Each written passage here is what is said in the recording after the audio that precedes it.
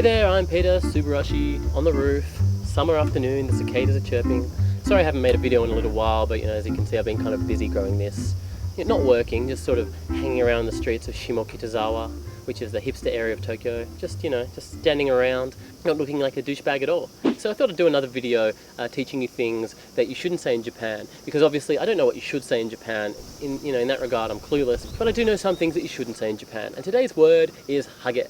So let me tell you this little story. So there's a friend of mine, a girl who lived here from England, and when she first came here, she was saying how she's got a boyfriend who's from Japan living in Tokyo, and there's this other Japanese guy who always cracks me up. He lives here, and he looked at me and he's like, she is going out with a hage.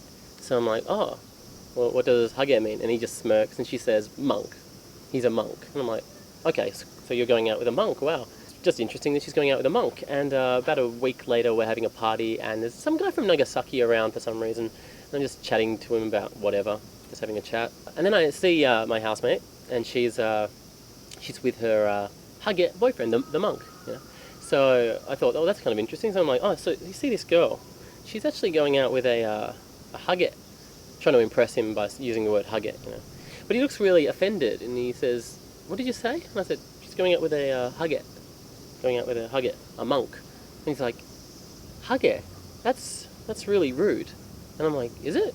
Oh, what should I say? And he's like, just don't say hage. Maybe, obozu-san is an affectionate way. Like that means shaved head or something, obozu.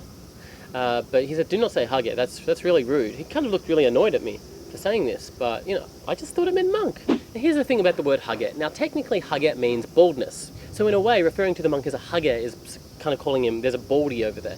But baldy can sound kind of affectionate if you translate it to, just baldy. Baldy is a little bit rude, but in Japan, apparently hage is much more rude than just baldy.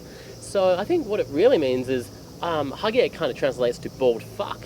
So obviously what had happened there is instead of saying, oh, this is my friend, she's going out with a monk, I'd said, this is my friend, she's going out with a bald fuck, which is pretty rude in Japanese culture. But yeah, hope you've learned something. Don't use the word hage. If you're bald, I'm not sure if bald people are allowed to use the word hage, like, in the same way as the N-words. Sometimes okay if you're black. I don't know. I don't want to get into it. Just don't use the word hage. And if you do, don't. Problem is I can't really stop saying hage now.